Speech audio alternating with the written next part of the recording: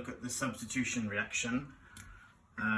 Substitution reactions are where one atom or group of atoms will take the place or replace another atom or group of atoms in a molecule. It's different to addition reactions. Addition, in maths, for example, you end up with one product. You put everything together. In chemistry, if I very quickly show you this, this would be a mathematical representation of an addition reaction. A substitution reaction would be, let's say, I don't know, there you go. Ooh. So in addition, one product.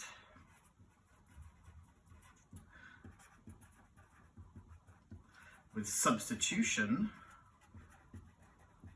you're basically just swapping over, you're replacing some parts of this molecule with those ones, so you're just jiggling them around, or vice versa. You might also think about decomposition as basically the opposite of addition, whereby one reactant ends up forming, whatever, smaller things. What else can I do? 6 and 3, there you go. So that one reactant broke down. Right, so the substitution reactions that you need to know about a GCSE, you need to be aware that an alkane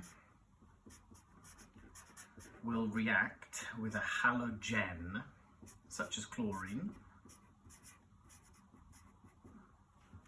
Whoopsie. And as you remember, halogens are all diatomic. They all end, their names all end in INE. So chlorine, fluorine, bromine, iodine, astatine, even though that one doesn't really exist. I use the symbol X2 to represent halogens because they're all diatomic elements. That will substitute. Now you need to worry about mono-substitution, one substitution. One halogen atom will replace one hydrogen atom from an alkane. By replacing one of the hydrogen atoms from my alkane, who cares what else is in the alkane, I end up with a halogen atom substituting one of the hydrogens. This produces a type of molecule called a halogenoalkane.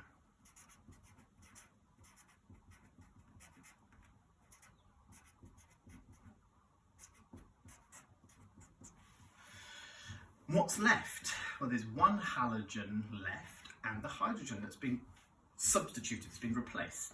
They come together to make a hydrogen halide. Plus, I have to write it small, hydrogen halide.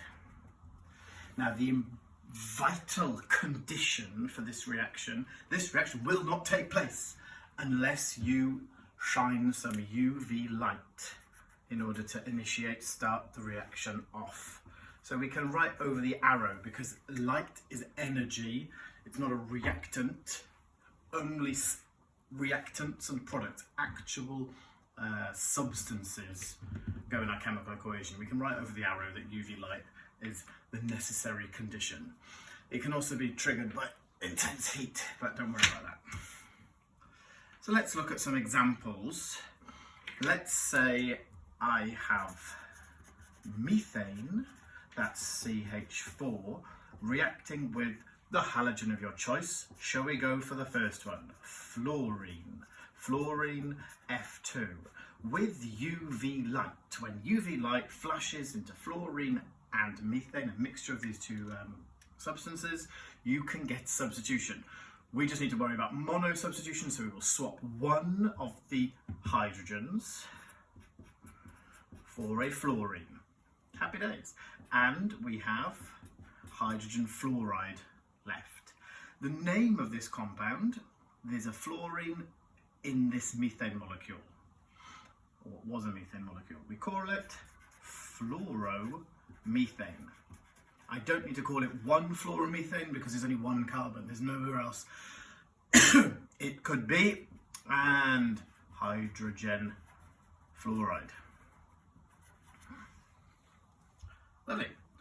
Next, what about ethane and chlorine? Let's go down that little list. So ethane, I'm going to write this with structural formulae.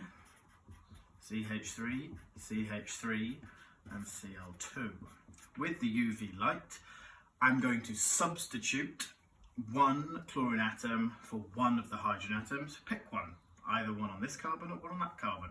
I'm going to go for the one on the end because it's easier for me to write. CH3, CH2, Cl and HCl. Let's name this, let's look at it. It's got two carbons and a chlorine on this carbon on the end. So it's chloroethane. You can call it one chloroethane, but it doesn't matter. If you put it on this side, it's still one chloroethane. So again, the number is unnecessary. But if you put it in, you don't get marked down. Chloroethane, because this is two carbons long, and hydrogen chloride.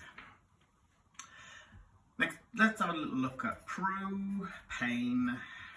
So CH3, CH2, CH3, or I could just write it as C3H8. All right, three equations for this one. Let's react it with bromine. So bromine, diatomic element. UV light will initiate the reaction and cause one of the bromine atoms from bromine to substitute for one of the hydrogen atoms in my alkane. That will pick one. Ooh! Now then, juicy, juicy. You can pick any of these hydrogens to substitute. One of them will be kicked out and replaced with a bromine but will it be one of the carbons on the end, or would it be one of the carbons in the middle? Sorry, hydrogens from the middle. The answer is it could be any. It's more likely to be one of the ones on the end, because just by pure statistics you're going to think, well, it's 6-2. So it's 3 times more likely to be a carbon on the end than a hydrogen from the middle, by pure statistical chance. There are more complicated things later in life that you might want to look at, but don't worry. You're going to get a mixture of products. You might substitute there to give you one bromo propane and HBr, hydrogen bromide. However, you may also, and you will also, produce 2 bromo propane because it's a random process. So you have to be aware when you're looking at mono substitution reactions, there may be more than one product.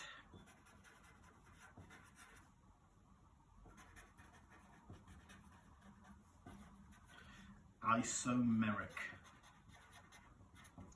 isomers, product. So in this example, you're going to get a mixture of your organic products. They're isomeric, they are isomers. 1 bromopropane and 2 bromopropane. And the next little video, we'll look at figuring out all of the isomers for substitution.